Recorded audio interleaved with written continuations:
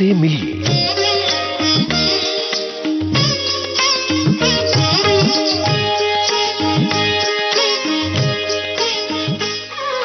श्रोताओं नमस्कार।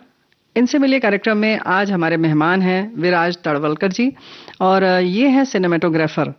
क्या क्या इनकी उम्मीदें हैं, क्या क्या इन्होंने सपने संजोए हैं और अभी तक इनकी क्या उपलब्धियां रही हैं और इस क्षेत्र में कैसे आए, तमाम बातें हैं। विराज जी, कार्यक्रम में आपका स्वागत है। Thank you ma'am. सबसे पहले तो एक आपकी उपलब्धि बहुत ज़बरदस्त रही 2019 में, उसके बारे में थोड़ा बताइए।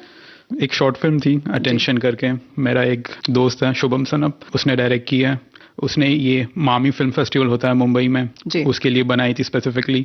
सब कुछ एक हफ्ते में हुआ, शूट 6 घंटे में हुआ है और ये एक थीम ओवरऑल एक हाइपर नेशनलिज्म की है। मतलब हाइपर नेशनलिज्म पर ये थीम है और 4 मिनट की जो आपकी ये फिल्म है, शॉर्ट फिल्म, इसके लिए बस 6 घंटे में आपने शूट कर लिया। क्योंकि जैसे हमारा ये लिटरली दोस्तों ने मिलके बनाई वैसे वाली फिल्म है ये, इसमें कोई प्रोड्यूसर या बड़ा स्टूडियो इन्वॉल्व नहीं था। अच्छा। बट क्योंकि शुभम और उसके बाकी दोस्त, इवन मैं, हम लोग किसी ना किसी कैपेसिटी में फिल्म इंडस्ट्री में काम करते रहे, तो हमारे पास एक आइडिया था, रिसोर्सेज थे, बट पैसे या कुछ वैसा कुछ बड़ा ये नहीं था, सपोर्ट नहीं था इवन इक्विपमेंट वाइज। मतलब एकदम बेसिक कि जितने बस आपका फिल्म बन जाए, बस ऐसे एंजॉय करने के लिए। हाँ, एंजॉय भी नहीं बोल सकते। जैसे हमें पता था कि जो हम करने जा रहे हैं उसके लिए हमें एक्चुअली बड़े इक्विपमेंट, लाइट्स की जरूरत नहीं है। अच्छा। बस एक प्रॉपर सेटिंग, एक प्रॉपर एक्टर और प्रॉपर डायरेक्शन, कैमरा एंगल और अपना काम हो जाएगा जी। और एग्जैक्टली वही फिर किया। अच्छा, तो ये सारी चीजें जो है वो डायरेक्टर ने तलाश की होंगी, जगह और थीम, सब कुछ। हाँ, इवन एक्टर्स, इवन आप देखेंगे कि जो एक्स्ट्राज है उनका भी काफी इंपॉर्टेंट रोल है। एक मेन एक्टर है, बाकी एक्स्ट्राज है, तो इवन उनको डायरेक्ट करना, तो on the day of the shoot there were like 10-20 people on the set, तो even to control them and without like director के खुद के पास ऐसे नहीं कि 10 असिस्टेंट है जो इन्हें कंट्रोल कर पाए, तो उन्हें कंट्रोल करके एग्जैक्टली जहां पे चाहिए शॉट के हिसाब से। तो मुझे लगता है शुभम ने काफी अच्छा काम कर लिया था।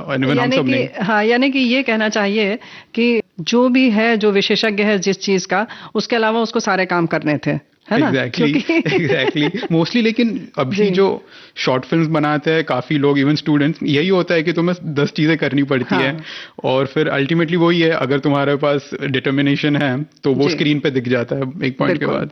अच्छा, तो ये उपलब्धि की बात बताइए कि 2019 में जब आपने मुंबई फिल्म फेस्टिवल में आपने इसको दिया, तो क्या उपलब्धि हुई आपकी? तो इसकी कैटेगरी थी कि एक शॉर्ट फिल्म की कैटेगरी थी specifically for directors who are below 25 years of age. तो तभी शुभम लिटरली 24 का था और उसे काफी सालों से कुछ बना के सबमिट करना था, तो उसने फाइनली ये बना लिया। एंड फाइनली लाइक जब अवार्ड शो फंक्शन हुआ तो we place second in the category. और इस तरह से उन्होंने पहली फिल्म बनाई आप लोगों ने मिलकर?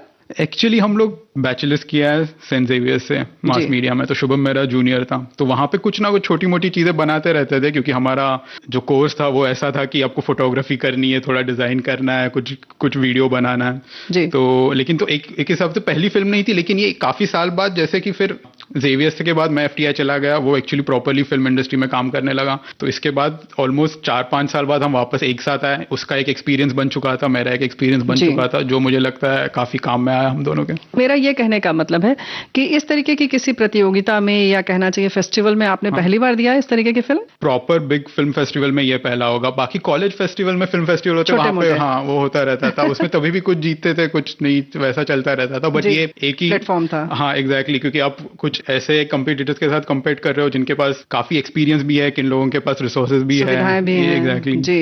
तो उनमें एक आपको अगर एक प्राइज मिलता है तो इट मीन्स समथिंग। तो कैसा लगा आप सबको?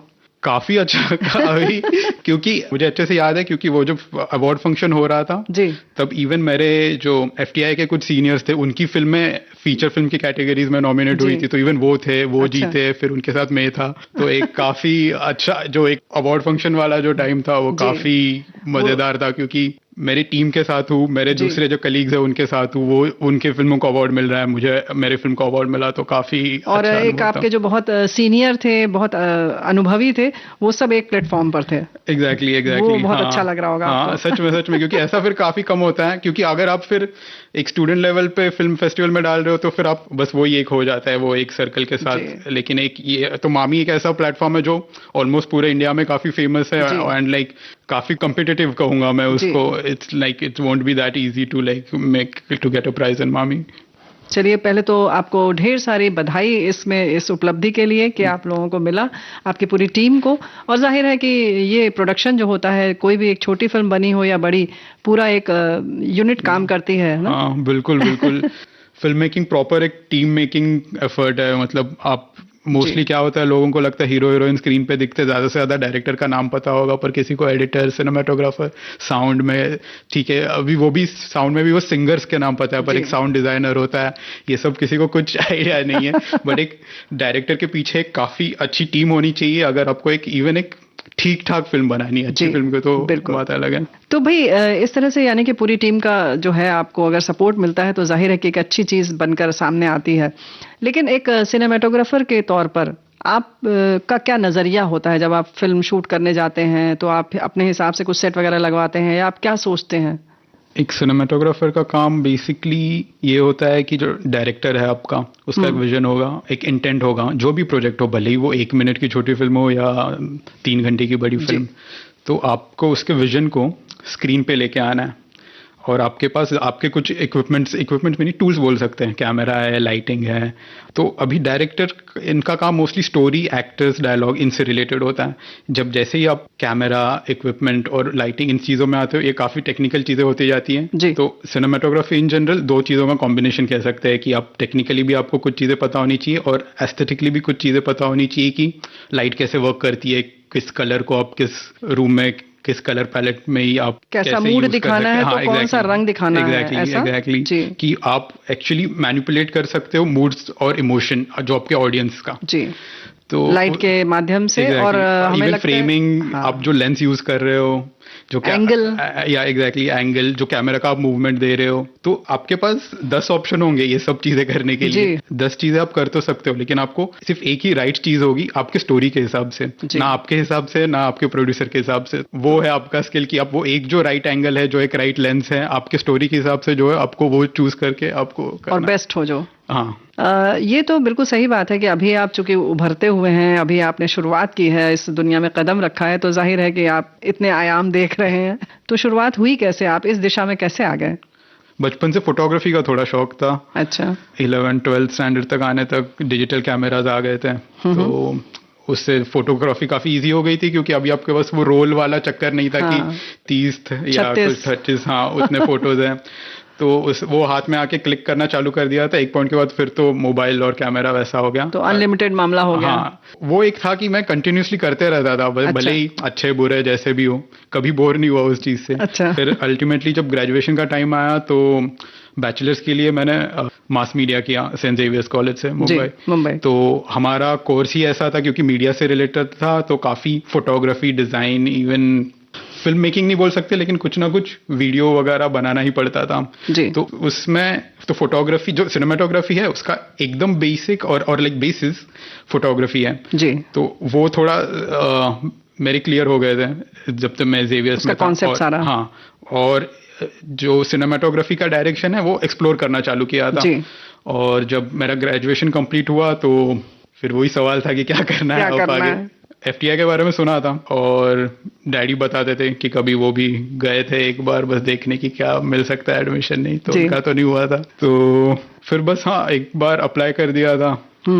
मेरी एग्जाम हुई, रिटन एग्जाम हुई, फिर इंटरव्यू हुआ और फिर सिलेक्शन हो गया, लकीली कि हो गया था। और मेरा काफी यंग एज में हो, आई थिंक आई वाज 22 और something when I got in. तो मैं ऑलमोस्ट सबसे यंग, ऑलमोस्ट बच्चे जैसे दिखता था मैं तो जब FTI में था। तो FTI में जाके फिर काफी एक वर्ल्ड व्यू काफी चेंज हो गया, क्योंकि अब तक मैं एक बॉम्बे का बच्चा था जो बस अपने ही सर्कल में पला बड़ा है। एक्सपोजर मिला आपको? हाँ, हर तरीके का, मतलब फिल्म्स का तो definitely, film even like visual arts in general की, फिर आप पेंटिंग देखने चालू करते हो, स्कल्पचर्स देखना चालू करते हो। अगर फिल्में भी है तो हमारा एक एक्सपोजर सिर्फ हिंदी या इवन लाइक इंडियन, और अगर फॉरेन है तो बस सिर्फ जो हॉलीवुड में हो रहा है उसमें जो प्रसिद्ध है, जो उनको ही देखते हैं हम जी। बट काफी चीजें मलेशिया, थाईलैंड में भी काफी चीजें हो रही है, न्यूजीलैंड में लोग फिल्में बना रहे हैं और उनका भी काफी रिच सिनेमा है। रिच सिनेमा है और एक अलग आर्ट देखने को मिलती है कि उनका एंगल क्या है, नजरिया क्या है बनाने का, है ना? एग्जैक्टली और ये सब मैं काफी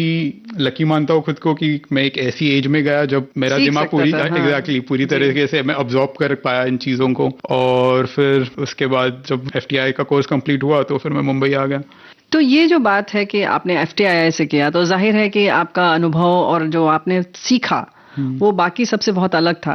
लेकिन फिर भी अगर कोई FTII नहीं पढ़ सकता तो आपको क्या लगता है कि कुछ ज्यादा कमी रह जाती है, या कुछ लोगों में खुद कुदरत की तरफ से मिला होता है वो हुनर, जो कहते हैं ना कि बिल्कुल उनका नजरिया अलग होता है, वो देख सकते हैं बहुत सारी चीजें। तो क्या लगता है? सिनेमेटोग्राफी एक एक्चुअली ऐसी फील्ड है जिसमें टॉप पे पहुंचने के लिए दो रास्ते हैं। एक तो ऑब्वियसली एक फिल्म स्कूल वाला है, FTII नहीं, आप बाकी भी कई फिल्म स्कूल, बहुत सारे इंटरनेशनल इंस्टीट्यूट है।